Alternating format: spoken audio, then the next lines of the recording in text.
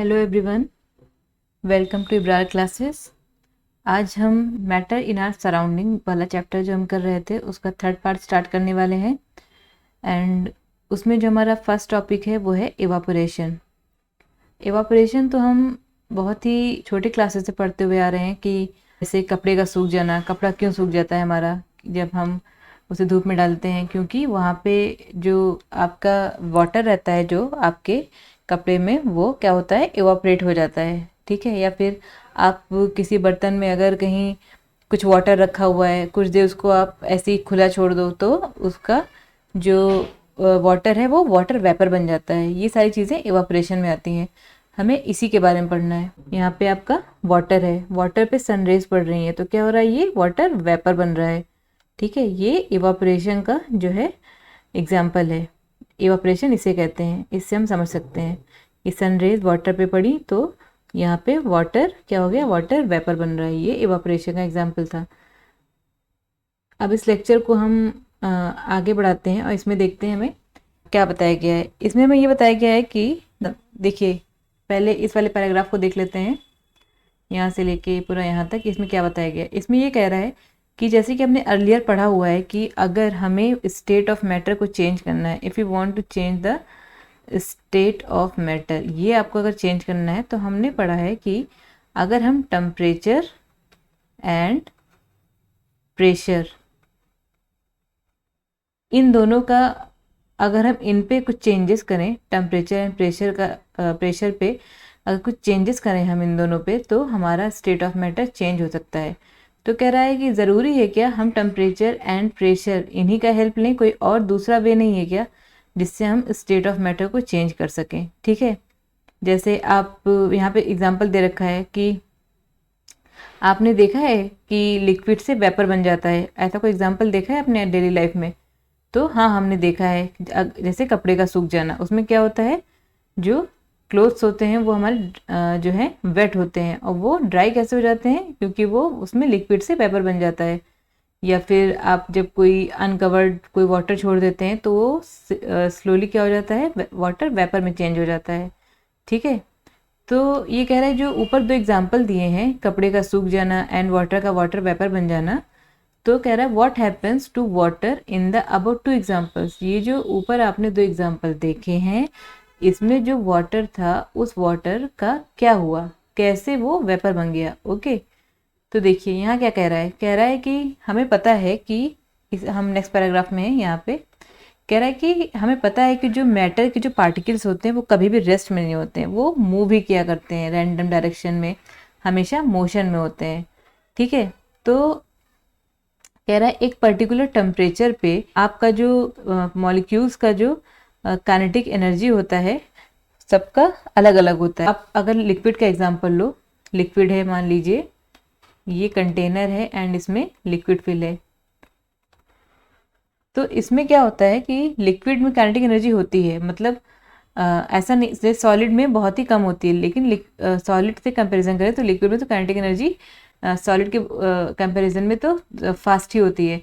तो इसका जो सरफेस पे जो मॉलिक्यूल्स होते हैं, लिक्विड के सरफेस पे जो मॉलिक्यूल्स होते हैं, वो उनका जो काइनेटिक एनर्जी होता है वो फास्टर होता है, वो तेज़ी से मूव करते हैं।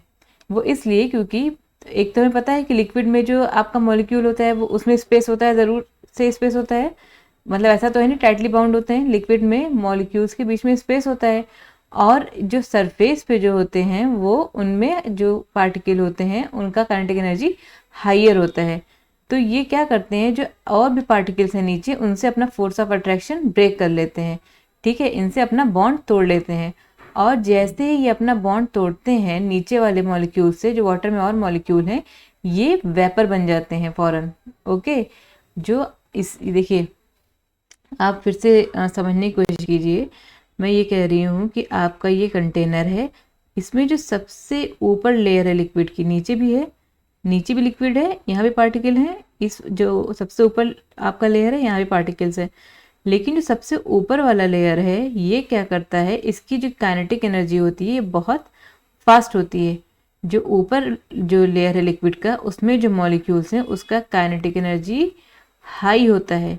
ओके। जब हाई होता है तो ये क्या करता है, जो नीचे वाले पार्टिकल्स हैं उनके साथ जो बॉन्ड है उसको ये ब्रेक कर देता है, और जैसे ही अपना बॉन्ड को ब्रेक करता है ये क्या हो जाता है, वाटर वेपर बन जाता है। ओके, तो इस तरीके से आपका जो है वेपर फॉर्म होता है। अब इसमें आप एक बात ध्यान दीजिए कि हमने पढ़ा था कि वाटर 100 डिग्री सेंटीग्रेड पे जो है बॉयल होता है, फिर वो वेपर बनता है, लेकिन यहाँ पे तो बॉइलिंग हुई नहीं। ओके, यहाँ हमने कोई हीट नहीं दिया है इसको, ठीक है। तो आप यहाँ पे ये सोच सकते हो कि वेपर कैसे बना, हमने हीट तो दी नहीं, इसे बॉयल तो करा है नहीं। ओके, तो इवापोरेशन इसी को कहते हैं, ठीक है। देखिए यहाँ पे लिखा हुआ है कि जो मैं आपको बता रही थी, यहाँ पे लिखा हुआ है कि in the case of liquids के केस में a small fraction of particles at the surface having higher kinetic energy, कि जो ऊपर के जो थोड़े बहुत पार्टिकल्स होते हैं उनका जो सरफेस पे होते हैं उनकी काइनेटिक एनर्जी हाइयर होती है, is able to break away from the forces of attraction of other particles. वो जो अदर पार्टिकल के साथ जो उनका फोर्स ऑफ अट्रैक्शन होता है वो उससे ब्रेक कर जाते हैं, उनसे अपना बॉन्ड तोड़ लेते हैं, and gets converted into vapour, और वेपर में बदल जाते हैं। वही बात जो मैं आपको समझाई वही लिखा हुआ है यहाँ पे। This phenomenon of change of a liquid into vapour at any temperature below it's boiling point. Okay, मतलब ये जो आपका कन्वर्जन हुआ है यहाँ पे, ये जो सरफेस से जो आपका काइनेटिक एनर्जी हाई था जिन मॉलिक्यूल्स का, वो जो वेपर में चेंज हुए हैं उस फिनोमिना की बात हो रही है। लेकिन आपका जो बॉइलिंग होता है वो पूरा वो सिर्फ सरफेस पे नहीं होता है, बॉइलिंग एक बल्क फिनोमिना है, उसमें पूरे पार्टिकल्स बॉयल कर जाते हैं, पूरे पार्टिकल्स के आपके जो बॉइलिंग है, बॉइलिंग में सारे पार्टिकल्स आपके बॉन्ड तोड़ जाते हैं और सारे वेपर बन जाते हैं। लेकिन यहाँ पे हम एवापोरेशन में ये देखेंगे कि लिक्विड जो है वेपर में चेंज हुआ है, लेकिन जो उसका टेम्परेचर था वो बॉइलिंग पॉइंट से नीचे था। इसी चीज़ को क्या कहते हैं, एवापोरेशन। ओके, मतलब किसी लिक्विड का वेपर में चेंज हो जाना लेकिन उसका टेम्परेचर बॉइलिंग पॉइंट से नीचे हो, उसे कहेंगे एवापोरेशन। ओके, नेक्स्ट क्या है देखते हैं। नेक्स्ट है आपका फैक्टर्स अफेक्टिंग इवापोरेशन। वो कौन कौन से फैक्टर हैं जो इवापोरेशन पे जो है इफेक्ट डालते हैं, चलिए देख लेते हैं। देखिए इसमें एक एक्टिविटी करी है, इसमें कह रहा है कि आपको 5 ml वाटर लीजिए एक टेस्ट ट्यूब में और इसको विंडो के पास में रख दीजिए या फिर फैन के नीचे रख दीजिए। एक 5 ml का वाटर एक ओपन चाइना डिश में लीजिए और इसे विंडो के पास रख दीजिए या फिर एक फैन के नीचे रख दीजिए। आप एक फिर से 5 ml का वाटर लीजिए ओपन चाइना डिश में और उसे जो है कबर्ड के अंदर रख दीजिए या फिर शेल्फ में रख दीजिए अपने क्लास के। रिकॉर्ड द रूम टेम्परेचर, आप रूम का जो टेम्परेचर है उसे रिकॉर्ड कीजिए। रिकॉर्ड द टाइम और days taken for the evaporation process in the above cases, evaporation होने में कितना दिन या कितना टाइम लगा है उसको रिकॉर्ड कीजिए। Repeat the above 3 steps of activity on a rainy day, और यही तीनों स्टेप आप एक रेनी डे में परफॉर्म करके देखिए। एंड रिकॉर्ड योर ऑब्जर्वेशंस, और अपने ऑब्जर्वेशन अपने ऑब्जर्वेशन को रिकॉर्ड कीजिए। What do you infer about the effect of temperature, surface area and wind velocity on evaporation? आप क्या कंक्लूड करते हो कि टेम्परेचर, सरफेस एरिया और विंड वेलोसिटी का इवापोरेशन पे क्या इम्पैक्ट है, क्या इफेक्ट पड़ा। ओके, अब मैं आपको ये बता दूं कि ये जो फैक्टर्स हैं वो फैक्टर्स आपके इवापोरेशन में जो फैक्टर काउंट किए जाते हैं वो फैक्टर यही है, टेम्परेचर है, सरफेस एरिया है एंड स्पीड है। ओके, देखिए ये जो मैंने फैक्टर्स आपको बताए हैं, ये temperature, surface area, wind velocity, इसको आप पहले समझ लीजिए यहाँ पे कि कैसे ये इवापोरेशन पे जो है कैसे इफेक्ट डालते हैं। देखिए जो टेम्परेचर है आपका, अगर आपका टेम्परेचर इंक्रीज हुआ, ये इंक्रीज का साइन है। ओके, अगर मैंने एरो ऊपर करा है मतलब इंक्रीज हो रही है कोई चीज़, अगर एरो डाउन है मतलब डिक्रीज हो रही है। देखिए अगर टेम्परेचर इंक्रीज हुआ तो एवापोरेशन का जो रेट है वो भी इंक्रीज होगा, रेट ऑफ एवापोरेशन इंक्रीज। ठीक है, देखिए इसको आप ऐसे समझिए, मान लीजिए आपका ये कंटेनर है, एक कंटेनर ये है, ठीक है, इसमें आपका जो है वाटर है, ये वाटर है, इसमें भी आपका वाटर है।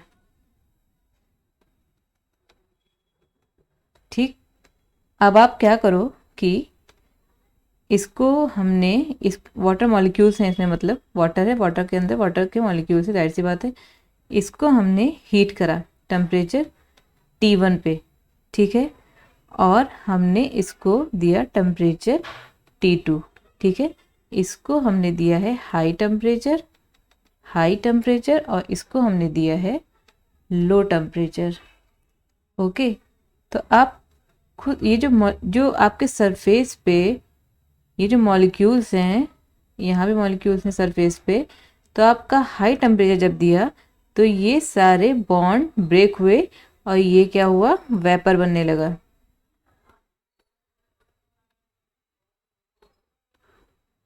ठीक है, क्योंकि ज़्यादा टेम्परेचर दिया आपने। और इसमें क्या हुआ कि जब आपने इसको लो टेम्परेचर दिया तो उतने मॉलिक्यूल्स सरफेस को नहीं छोड़ पाए। ओके, यहाँ पे कम मॉलिक्यूल्स अपने सरफेस को छोड़ पाए, कम इवापोरेशन हुआ। इसका ये मतलब हुआ कि जहाँ टेम्परेचर ज़्यादा था इवापोरेशन वहाँ पे ज़्यादा हुआ, जहाँ पे टेम्परेचर कम था इवापोरेशन वहाँ पे कम हुआ। देखिए हाई टेम्परेचर पे क्या होता है, जब आप टेम्परेचर हाई करते हो तो जो सरफेस पार्टिकल्स होते हैं at higher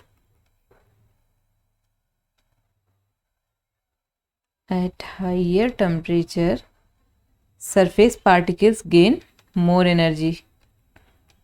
Surface particle gain more kinetic energy to escape into atmosphere. To escape into atmosphere. Okay, तो इसमें क्या होता है कि जब आप ज़्यादा टेम्परेचर दोगे तो सरफेस पार्टिकल की जो काइनेटिक एनर्जी है वो ज़्यादा हो जाएगी, तो वो एटमॉस्फेयर में स्केप कर जाएंगे वेपर बन के। ठीक है, समझ में आया? इसीलिए यहाँ पे इवापोरेशन का प्रोसेस जो है फास्ट होगा, यहाँ पे लेकिन ये कम है तो यहाँ पे ऐसा नहीं हो पाएगा। तो इसीलिए जब एक फैक्टर जो आपका टेम्परेचर का है, इसमें टेम्परेचर आप बता सकते हो कि टेम्परेचर इवापोरेशन में ये रिलेशन है कि टेम्परेचर बढ़ेगा तो इवापोरेशन बढ़ेगा, और आप ये एग्जांपल दे सकते हो। ठीक है, यहाँ पे आपका जो है इवापोरेशन बढ़ेगा। यही रीज़न है कि जब हॉटर डे होता है, जब हॉट डे होता है कोई आपका, तो वहाँ पे टेम्परेचर ज़्यादा होता है तो कपड़े आपके जो हैं जल्दी सूखते हैं। लेकिन जब आपका कोल्डर डे होता है तो वहाँ इवापोरेशन कम होता है क्योंकि टेम्परेचर वहाँ पे लो हो रहता है, तो वहाँ पे कपड़े धीरे सूखते हैं, इवापोरेशन क्योंकि वहाँ पे स्लो है। ओके, अब नेक्स्ट है ह्यूमिडिटी।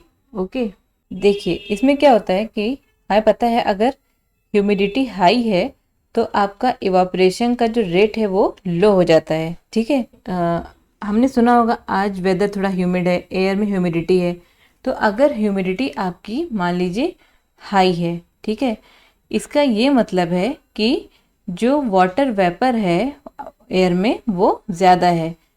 एयर में वाटर वेपर क्या है, वाटर वेपर क्या है, ज़्यादा है। ठीक है, so now water vapour intake capacity of air is decreased. इसके अंदर वाटर वेपर पहले से इतना ज़्यादा है तो ये और ज़्यादा वाटर वेपर नहीं ले सकता है। ठीक है, इसकी जो वाटर इनटेक कैपेसिटी थी एयर की, एयर ही तो ले रहा था अभी तक, वाटर कपड़ों से ले रहा था, सबसे ले रहा था, तो इसके अंदर पहले से वाटर वेपर ज़्यादा है। अब इसकी जो कैपेसिटी थी वाटर अपने अंदर इनटेक लेने की, वो कैपेसिटी क्या हो गई, डिक्रीज हो गई। ठीक है, और इवापोरेशन क्या करता है, ये जो है वेपर को जो है क्या करता है, एक्स्ट्रा वाटर वेपर को एटमॉस्फेयर में ऐड कर देता है। ठीक है, तो अगर ह्यूमिडिटी अगर इंक्रीज हो गई तो इवापोरेशन इसीलिए डिक्रीज हो जाएगा, क्योंकि ह्यूमिडिटी में जो एयर होता है उसके अंदर पहले से बहुत ज़्यादा वाटर वेपर रहता है।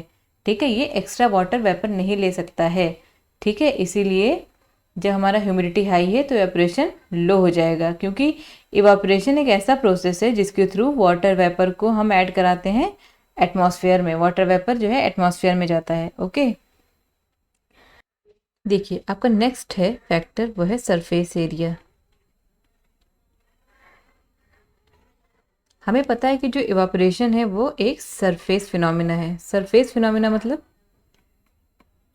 सरफेस फिनोमिना का मतलब होता है, मैंने बताया ना कि कंटेनर में अगर लिक्विड है तो उसके सरफेस पे जो आपका जो पार्टिकल होता है उसकी काइनेटिक एनर्जी इंक्रीज होती है एंड वो वेपर बनता है। तो ये सरफेस पे ये जो इवापोरेशन का जो ये जो इवापोरेशन हो रहा है ये कहाँ हो रहा है, कहाँ पे ये टेक प्लेस हो रहा है, ये सरफेस पे हो रहा है, इसीलिए सरफेस फिनोमिना है ये। ठीक है, तो अगर आप सरफेस बढ़ा दोगे, सरफेस एरिया अगर आप इंक्रीज कर दोगे तो रेट ऑफ इवापोरेशन भी इंक्रीज हो जाएगा। फॉर एग्जांपल, आपने जो कपड़े हैं वो धुल के ऐसे टांगे, इस ऐसे, तो ये क्या जल्दी सूखेंगे? ये देर से सूखेंगे। इसी कपड़े को आप अगर पूरे लाइन पे ऐसे फैला दो तो ये कपड़ा जल्दी सूखेगा। ऐसा इसलिए है क्योंकि यहाँ पे इसका सरफेस एरिया कम था, तो यहाँ पे इवापोरेशन जो है स्लो था। जैसे ही आपने इस कपड़े को इस लाइन पे पूरी तरीके से फैला दिया तो आपने इसका सरफेस एरिया इंक्रीज कर दिया, तो ये यहाँ पे ये जल्दी सूखेगा क्योंकि यहाँ पे अब इवापोरेशन का रेट जो है इंक्रीज हो गया है। ठीक है, अब देखते हैं यहाँ पे क्या बताया गया था। ये 3-4 फैक्टर हैं ऐसे, इम्पॉर्टेंट बहुत है ये, इसीलिए मैंने इसको पहले समझाया। अब देखते हैं यहाँ पे क्या है।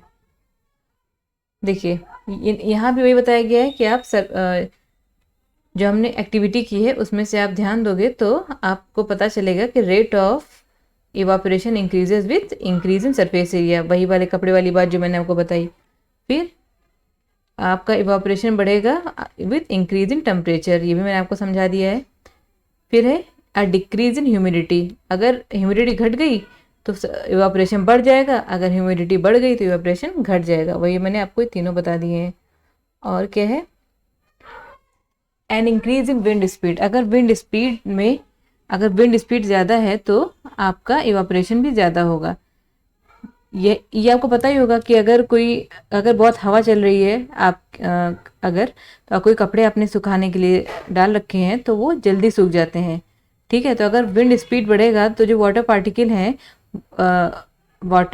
हैं जो वो क्या करेंगे, वो आपका जो विंड है वो क्या है, गैस है। ठीक है, उसमें स्पेस होता है, और जो वाटर पार्टिकल ये क्या है, लिक्विड, इसमें भी स्पेस होता है। तो अगर विंड मूव कर रही है तो ये इसके पार्टिकल और विंड के पार्टिकल के साथ क्या करेंगे, जाके डिफ्यूज हो जाएंगे। ठीक है, और उन्हीं के साथ मूव करने लगेंगे। ठीक है, इस तरीके से जो वाटर वेपर होगा वो सराउंडिंग में क्या हो जाएगा, डिक्रीज हो जाएगा और कपड़ा सूख जाएगा। ठीक है, ये हो गया आपका। जैसे कि कपड़े सूखने वाला जो आपका इवापोरेशन के थ्रू जो कपड़ा सूखता है उसको आप यहाँ से समझ सकते हो। ये जैसे आपने इस कपड़े को फैलाया तो यहाँ पे क्या हुआ, इसका सरफेस एरिया जो है इंक्रीज कर दिया है, तो ये जो कपड़ा सूख रहा है यही इवापोरेशन है। ओके, तो हमारा नेक्स्ट टॉपिक है how does evaporation cause cooling. ठीक है, मतलब जब इवापोरेशन हो जाता है तो उसके बाद एक जो ठंडक की फीलिंग आती है, एक जो ठंडापन महसूस होता है, वो क्यों होता है? ओके, कैसे होता है, सॉरी नॉट क्यों, हाउ, मतलब वो कैसे होता है। ठीक है, देखिए इसको मैं आपको पहले एक एग्जांपल के थ्रू बताना चाहूँगी कि जब इवापोरेशन हो जाता है तो उसके बाद हमें कूलिंग क्यों फील होती है। ठीक है, आप ऐसे समझो कि मान लो आपके पास ये एक कंटेनर है। ठीक है, ये वो सरफेस है। ओके, आप कुछ भी आप इसको ले लो, आपका ये जो है कुछ भी हो सकता है, आप अपने हिसाब से इसको अज्यूम कर लो, कोई सरफेस है समझ लो ये। ठीक है, इस पे क्या है कि थोड़ा वाटर है, इस पे वाटर के पार्टिकल हैं। ठीक है, एक सरफेस है, इस पे वाटर के पार्टिकल थे। ठीक है, अब इवापोरेशन इसका स्टार्ट हुआ। इसका मतलब ये है, इवापोरेशन का मतलब ये है कि इस पे लिक्विड था, अब ये इवापोरेशन अगर इसमें होगा तो क्या होगा, अब ये क्या बनेगा, वेपर बनेगा। लिक्विड से क्या होगा, वेपर बनेगा। अब लिक्विड से वेपर बनने में मतलब इसका स्टेट चेंज हो रहा है ना, एक स्टेट से दूसरे स्टेट में जाने में इसको कोई हीट चाहिए थी। वो हीट कहाँ से मिली इसको, ये हीट ये अपने सराउंडिंग से लेता है। मान लो ये इसका सराउंडिंग है, ठीक है, तो यहाँ से इसने इस हीट को लिया, ठीक है। इस हीट ने क्या किया, इसको लिक्विड से वेपर बनाया, ठीक है। ये जो आपका हीट यूज होता है, ये इवापोरेशन में जो आपका हीट होता है वो कहाँ से आता है, वो सरफेस से ही आता है। जिस भी सरफेस की बात करोगे आप, ये हीट वहीं से आता है, ठीक है। जैसे हमने अभी सरफेस की बात की, यहाँ पे कहीं लिक्विड है, इसके आसपास जो सरफेस है वो हीट यहाँ से मिलता है, ठीक है। ये हीट यहाँ से लेता है, अपने आसपास की सरफेस से इसने हीट ली, ठीक है। एंड इसी हीट ने इस लिक्विड को वेपर में बदल दिया और इसी को इवापोरेशन कहते हैं। ओके, अब ये देखो, अब आप ऐसे समझो कि ये कोई सरफेस था आपका, ठीक है। इसने अपने हीट को लूज किया है, ठीक है। इसने अपना हीट क्या किया है, इवापोरेशन के प्रोसेस में लूज किया है। तो यहाँ से हीट एनर्जी जो है वो क्या हुई है, लूज हुई है, मतलब कम हुई है।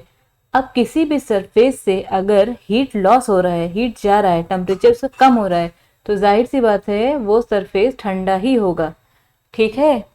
यहाँ पे आप फिर से समझो क्या हुआ है, एक सरफेस था, उस पर कुछ लिक्विड था। लिक्विड में जो है जो पार्टिकल्स थे वो इवापोरेट हो गए, मतलब लिक्विड से गैस बन गए। वो लिक्विड से गैस कैसे बना, उसने एनर्जी कहाँ से ली, उसने हीट एनर्जी अपने आसपास के सरफेस से लिया। अब इस सरफेस ने जब अपना हीट एनर्जी लूज कर दिया, तो इवापोरेशन के प्रोसेस में इसने अपना हीट एनर्जी लूज कर दिया, तो जाहिर सी बात है इस सरफेस को कूल ही होना है, ये ठंडा ही होगा। इसीलिए जहाँ भी इवापोरेशन होता है वहाँ पे आपका कूलनेस या फिर कूलिंग इफेक्ट आता है, ठीक है।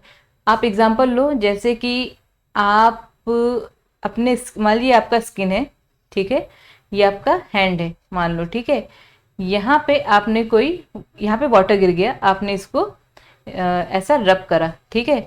तब क्या करेगा, हम लेते हैं ना अपने हैंड पे वाटर गिरता है, उसको ऐसे फैला देते हैं, सरफेस उसका बढ़ा दिया आपने, ठीक है। सरफेस एरिया बढ़ेगा तो इवापोरेशन आपका फास्ट होगा। तो जैसे आपने यहाँ पे ऐसे रब करते हो तो ये लिक्विड वेपर बनता है, फौरन ये सूखने लगता है। इसने लिक्विड से वेपर बनने में इसने हीट कहाँ से ली, इसने आपके आसपास के इस सरफेस से हीट को लिया। जब आपके स्किन ने हीट को लूज किया तो यहाँ पे आपका हीट कम हुआ, तो आपको ठंडक का थोड़ा सा एहसास होगा, थोड़ा सा कूलिंग इफेक्ट आएगी आपको थोड़ी सी। इसीलिए आपको मतलब आप समझ सकते हो कि इवापोरेशन के बाद कूलिंग इफेक्ट क्यों होता है, ठीक है। आप कोई भी ऐसे एग्जांपल ले सकते हो। हमने पहले भी पढ़ा है, ये जो हीट है, इस हीट को हम क्या कहते हैं, ये जो सरफेस से अपना हीट लेता है उसी हीट को हम क्या कहते हैं, लेटेंट हीट कहते हैं। हमने पहले पढ़ा हुआ है।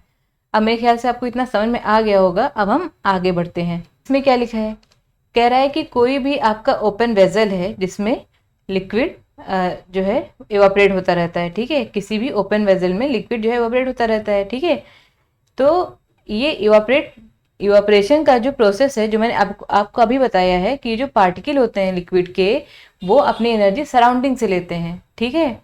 वो अपनी एनर्जी सराउंडिंग से लेते हैं, इसीलिए जो अब्जॉर्प्शन ऑफ एनर्जी है सराउंडिंग से, तो फिर सराउंडिंग इससे क्या हो जाता है, कूल हो जाता है, ठीक है। सराउंडिंग से एनर्जी लॉस हो रहा है तो इसलिए आपका सराउंडिंग कूल हो जाता है, यही रीज़न है।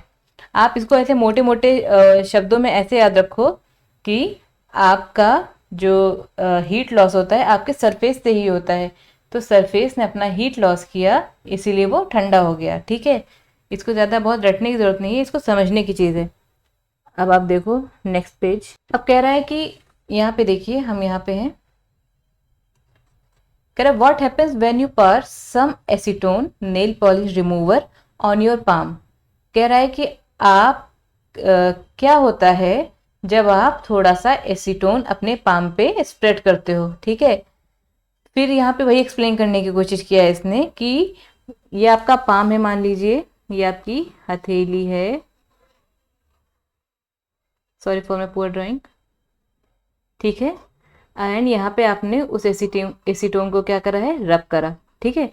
अब आपने जब इसको रब करा तो ये लिक्विड था, ये क्या बनने जा रहा है अब, वेपर, ठीक है।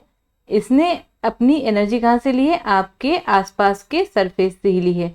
तो जब ये लिक्विड से वेपर बना, यहाँ पे एनर्जी का हीट एनर्जी का लॉस हुआ, इसीलिए आपको ठंडा ठंडा महसूस होता है उसको लगा के, ठीक है, नेल पॉलिश रिमूवर से, इसीलिए हमें ठंडा महसूस होता है। देखिए यहाँ पे वही लिखा हुआ है कि जो पार्टिकल्स होते हैं वो आपके पाम से ही हीट एनर्जी को लेते हैं, ठीक है, या फिर सराउंडिंग से, and evaporate causing the palm to feel cool, और इवापोरेट हो जाते हैं और आपको ठंडा महसूस होता है अपनी हथेली पे, ठीक है। अब देखिए कह रहे after a hot sunny day people sprinkle water on the roof और open ground because the large latent heat of vaporisation of water helps to cool the hot surface. यहाँ पे फिर से इसने एग्जाम्पल के थ्रू बताया है कि जब बहुत गर्मी होती है तो लोग अपने छतों पे क्या करते हैं, वाटर डालते हैं, ठीक है। तो ये हॉट सनी डे मतलब बहुत गर्म दिन, तो ये छत का जो आपका टेम्परेचर रहा होगा वो बहुत बहुत बहुत ज़्यादा रहा होगा, टेम्परेचर आपका हाई रहा होगा, आपने स्प्रिंकल करा इस पे वाटर, ओके। अब ये वाटर क्या बनने वाला है, वाटर बनने वाला है वेपर। ये एनर्जी कहाँ से लेगा इस काम के लिए, इसी सरफेस से ये एनर्जी को गेन करेगा, हीट एनर्जी लेगा, ठीक है। तो इसने यहाँ की हीट एनर्जी को यूज़ करके इस वाटर को वेपर बना दिया, तो यहाँ से हीट एनर्जी आपकी क्या हो गई, कम हो गई, लो हो गई। तो अब आपकी हीट कम हो गई तो ये छत क्या हो गया, कूल, ठंडा हो गया ये छत। इसीलिए लोग छतों पे पानी डालते हैं, ओके, ताकि वो ठंडा हो सके, और ठंडा इस प्रोसेस से होता है जो मैंने यहाँ पे आपको एक्सप्लेन करा है। नेक्स्ट क्या है, कह रहा है can you cite some more examples from daily life where we can feel the effect of cooling due to evaporation. आप कुछ और एग्जाम्पल दे सकते हो क्या जहाँ पे हम इवापोरेशन के बाद जो कूलिंग इफेक्ट होता है उसको हम फील कर सकते हो, ओके। अब आप देखिए, आप इसके एग्जाम्पल और सोच सकते हैं, ऐसे सिमिलर एग्जाम्पल, ओके। नेक्स्ट कह रहा है why should we wear cotton clothes in summer. गर्मियों में हम कॉटन क्लोथ्स क्यों पहनते हैं, ये पूछ रहा है, ओके। अब मैं आपको ऐसे बता दूं कि जो आपका कॉटन का क्लोथ होता है ये क्या करता है, ये वाटर को जो है जो आपका स्वेट होता है उसको बहुत तेज अब्जॉर्ब करता है। Cotton cloth is a good absorber, ठीक है, इसीलिए हम कॉटन को प्रेफर करते हैं। अब देखिए मान लीजिए कोई यहाँ पे कोई ह्यूमन है ये, ठीक है, इसने कॉटन क्लोथ पहना हुआ है, ठीक है। इसको जब स्वेटिंग हुई तो इस कॉटन क्लोथ ने इस स्वेट को अब्जॉर्ब करा, ठीक है, मतलब इसने उसके स्वेटिंग को सारा अपने अंदर ले लिया।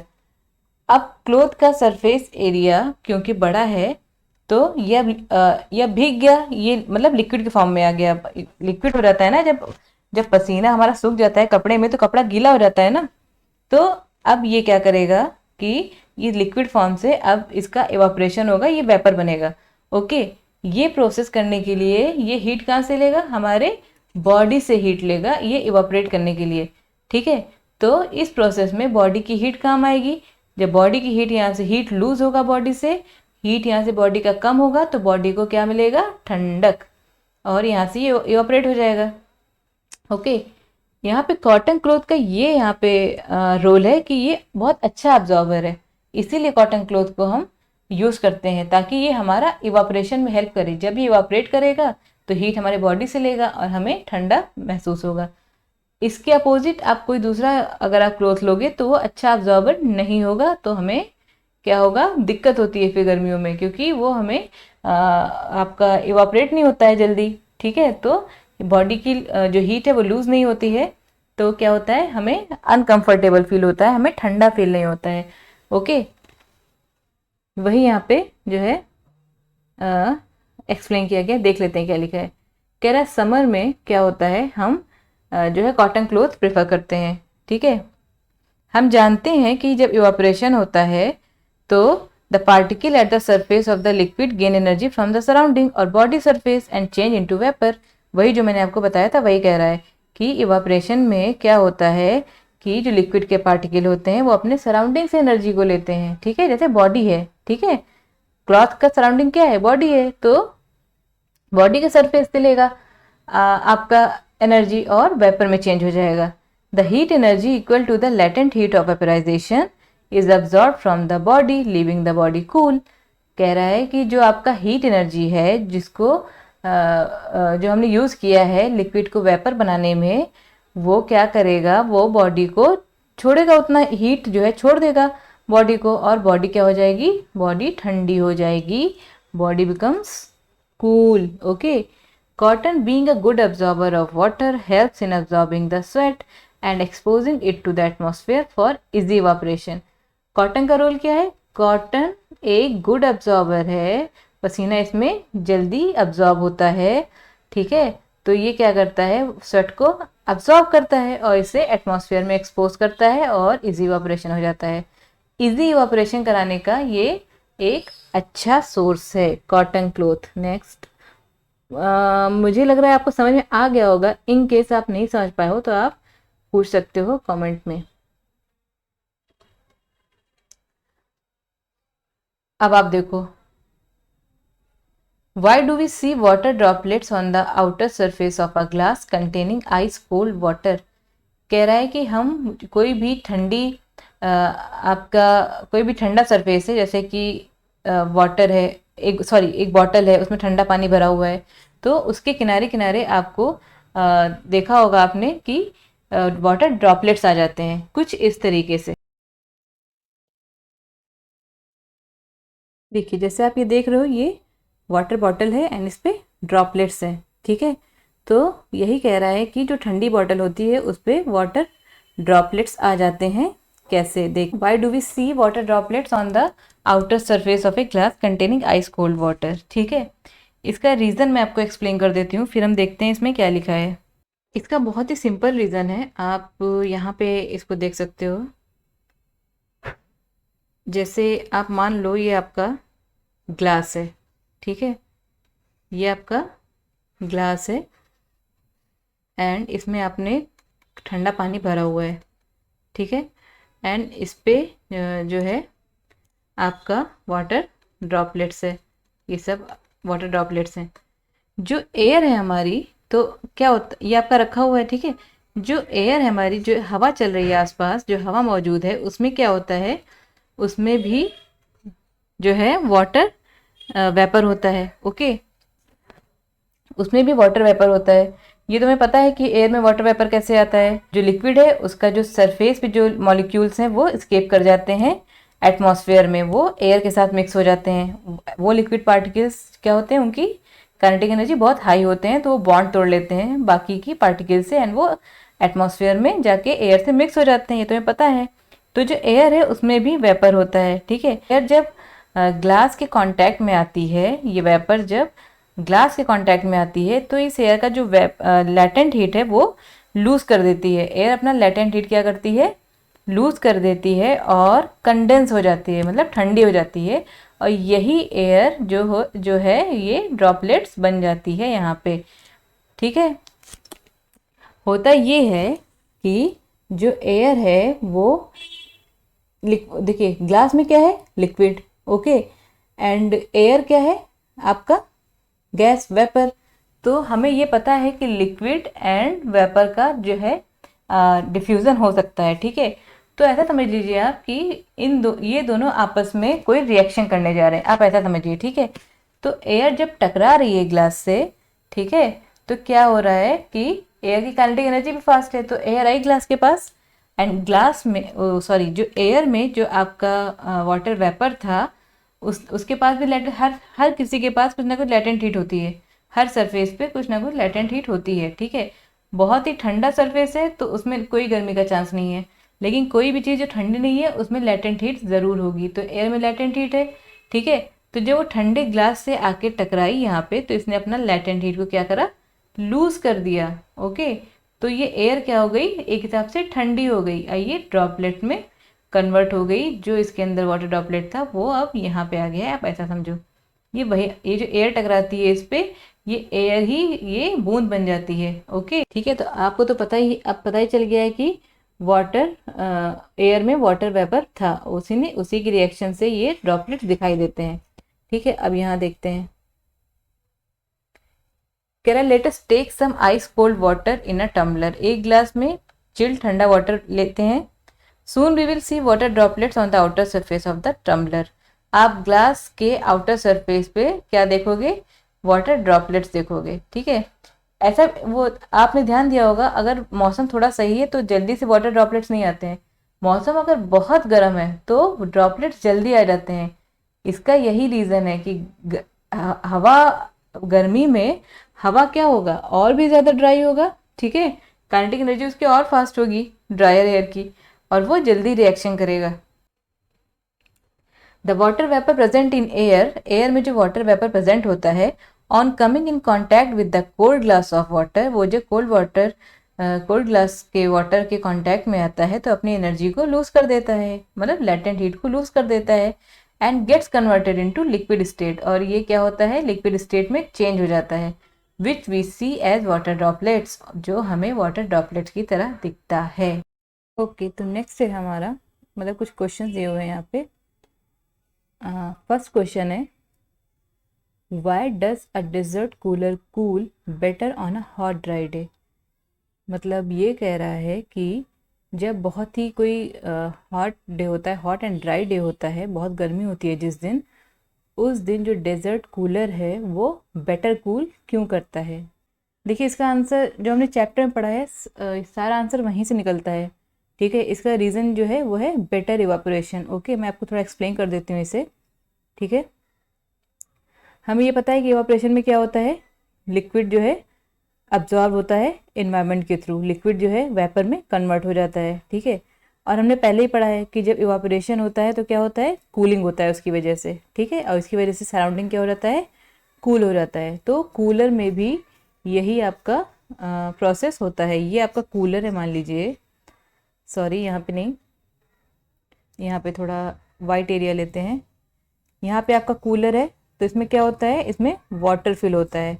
ठीक है, फिर इसको पंप के थ्रू साइडों में ऐसे इसको चढ़ाते हैं, फिर एंड यहाँ पे आपका फैन लगा होता है। ओके, तो इसमें ये होता है कि जो इसके अंदर आपका वाटर है उसे हम इवापोरेट कराते हैं कूलर में।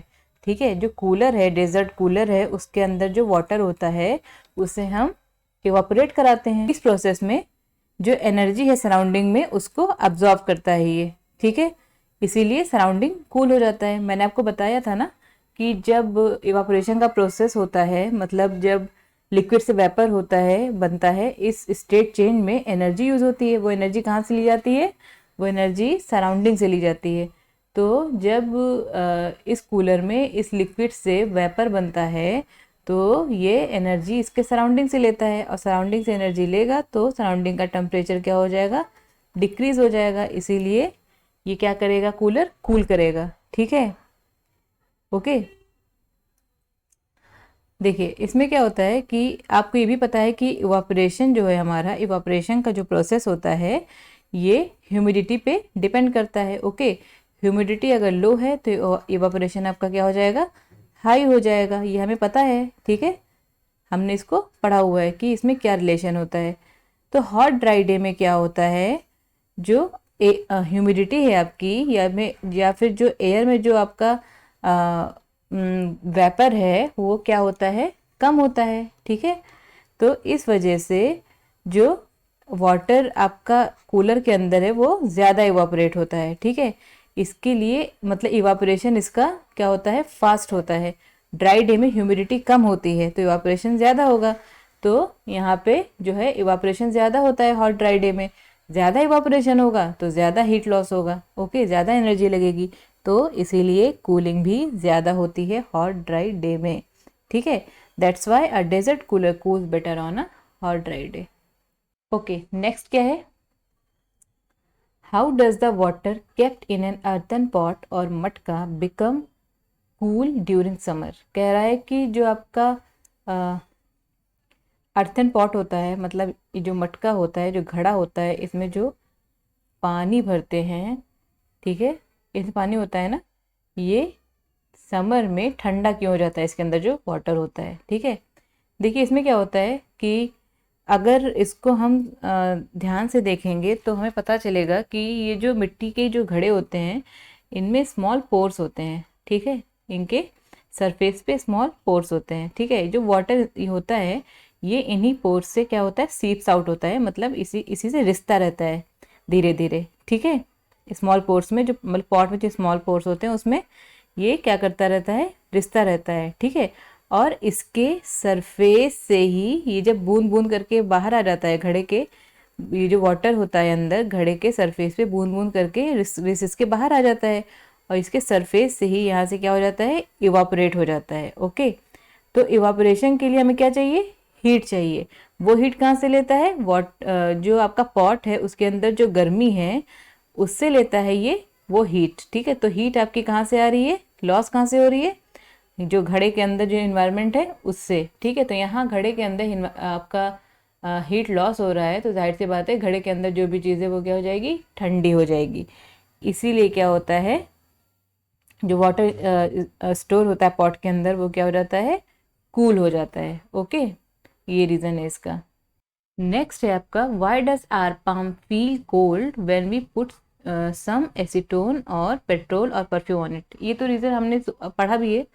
इसमें वही है कि अगर आप अपने पाम पे कोई परफ्यूम एसीटोन कुछ भी आप रखते हो या स्प्रेड करते हो तो क्या होता है, ये क्या होता है, इवापोरेट हो जाता है। ये क्या होता है, लिक्विड से वेपर बन जाता है। इस स्टेट को चेंज करने में ये आपकी एनर्जी कहाँ से ले रहा है, आपके सराउंडिंग से, मतलब आपके पाम से ही ले रहा है। तो आपके पाम में क्या हुआ, एनर्जी लॉस हुआ, हीट कम हुआ। तो आपके पाम में अगर हीट कम हो रहा है तो जाहिर सी बात है आपका पाम कैसा फील करेगा, कूल फील करेगा, ठंडा फील करेगा। ओके, ये रीज़न है इसका। सब कुछ सारा रीज़न सेम ही है, इसलिए चैप्टर को ध्यान से पढ़ना चाहिए कि चैप्टर में किस चीज़ को बार बार डिस्कस किया जा रहा है। ठीक है, जो हम बार बार डिस्कस करते हैं वही आपका रीज़न बनता है आगे जाके। जैसे हम इससे पहले पार्ट 1 में बार बार पार्टिकल का मूवमेंट एंड पार्टिकल कहाँ पे स्टेबल रहता है, कहाँ मूव करता है, ये सब डिस्कस कर रहे थे बार बार। तो जितने भी क्वेश्चन वहाँ पूछे गए थे सबका आंसर इसी पे डिपेंड करता था। यहाँ हमने क्या अभी डिस्कस किया है, इवापोरेशन में स्टेट चेंज होता है। स्टेट चेंज होने में क्या एनर्जी यूज़ होती है, एनर्जी कहाँ से यूज़ होती है, जहाँ पे स्टेट चेंज हो रहा है उस सरफेस से ही यूज़ होती है। तो बार बार आपका जो भी क्वेश्चन आएगा उसका जो रीज़न होगा यही होगा। इसलिए जो जब भी हम पूरे चैप्टर से डील करते हैं तो बड़े ध्यान से उसे समझने की कोशिश करना चाहिए कि इसमें बात किस चीज़ की हो रही है। ओके, नेक्स्ट है, why are we able to sip hot tea और milk faster from a saucer rather than a cup. आप देखो, जैसे आपका जो कप होता है वो कैसा होता है, ऐसा ऐसा कुछ ऐसा होता है ना, एंड सॉसर कैसा होता है, ऐसा होता है। ठीक है, तो इन दोनों देखिए हमें ये पता है कि जो इवापोरेशन होती, इसका भी रीज़न इवापोरेशन ही है, जाहिर सी बात है। लेकिन यहाँ पे ये आंसर कैसे फिट हो रहा है मैं आपको बताऊँ। यहाँ पे क्या है, इसका सरफेस एरिया क्या है, कम है, इसका एरिया सरफेस एरिया ज़्यादा है। हमें ये पता है कि इवापोरेशन क्या है, सरफेस फिनोमिना है। ओके, तो अगर आपका सरफेस एरिया ज़्यादा है, अगर आपका सरफेस एरिया ज़्यादा है तो रेट ऑफ इवापोरेशन भी आपका ज़्यादा होगा। तो इवापोरेशन जहाँ फास्ट होगा वहाँ पे कूलिंग भी फास्ट होगी। मैं आपको एक्सप्लेन कर चुकी हूँ पहले ही। यहाँ पे क्या है, सरफेस एरिया कम है, इवापोरेशन कैसा होगा, कम होगा, तो यहाँ पे कूलिंग कम होगी। यही रीज़न है कि जब हम सॉसर में लेते हैं हॉट टी या मिल्क तो उसे जल्दी से पी सकते हैं क्योंकि उसका सरफेस एरिया ज़्यादा है, इवापोरेशन वहाँ फास्टर है एंड वहाँ पे कूलिंग प्रोसेस भी ज़्यादा है। हम जलेंगे नहीं उसको पीते हुए, ठीक है, क्योंकि सरफेस एरिया ज़्यादा है उसका, वहाँ पे इवापोरेशन फास्ट हो रहा है। लेकिन क्योंकि कप में हम इसलिए धीरे धीरे सिप करते हैं क्योंकि उसका सरफेस एरिया कम है, इवापोरेशन स्लो है, कूलिंग भी स्लो है, तो हमें जलने का वहाँ पे डर रहता है। Okay, hope I am making sense. देखिए नेक्स्ट है, what type of clothes should we wear in summer. अभी हमने क्या पढ़ा है, कॉटन क्लोथ्स के बारे में। तो इसका आंसर वही है कि हमें कॉटन क्लोथ्स ही पहनने चाहिए। उसका रीज़न क्या है कि जो हमारा कॉटन क्लोथ है वो गुड अब्जॉर्बर है, हमारे स्वेट को जल्दी अब्जॉर्ब करता है और फिर जो है उसको इवापोरेट करा देता है, फिर हमें जो है वो इवापोरेशन में हमें एनर्जी कहाँ से मिलती है, हमारे बॉडी से हीट एनर्जी लेता है, हीट एनर्जी वहाँ पे लॉस होता है। तो उस प्रोसेस में क्या होता है कि हमें हमारी बॉडी में कूलनेस फील होती है, क्योंकि हमारा वहाँ पे हीट लॉस हो रहा है। कॉटन का यही काम है यहाँ पे कि ये गुड अब्जॉर्बर की तरह वर्क कर रहा है। ओके, ठीक है। तो यहाँ पे आपका ये क्वेश्चन जितने थे 5 क्वेश्चन थे, सारे सॉल्व हो गए हैं। इसके बाद आपका एक नेक्स्ट आर्टिकल दिया हुआ है एंड यहाँ पे 5 स्टेट ऑफ मैटर बताए गए हैं। लिक्विड, सॉलिड, गैस हमने पढ़ लिया है, लेकिन 2 और प्लाज्मा, बोस, आइंस्टाइन, कंडेंसेट के बारे में बताया गया है। इसको मैं आपको एक सेपरेट वीडियो में बताऊंगी एंड क्योंकि इसको यहाँ पे इतना इनफ नहीं दिया हुआ है, मैं आपको थोड़ा क्लियर समझाने के लिए एक अलग वीडियो बनाऊंगी इस पर। फिर इसके आगे एक्सरसाइज में कुछ क्वेश्चन आंसर है वहाँ पे, वो सिमिलर वे में ही सॉल्व होंगे, उसको भी मैं सॉल्व करा दूंगी। तो इस लेक्चर को मैं यहीं फिनिश करती हूँ, इतना सफिशिएंट है आज के लिए एंड आगे की चीज़ें मैं नेक्स्ट वीडियो में डिस्कस करूँगी। Till then bye and take care.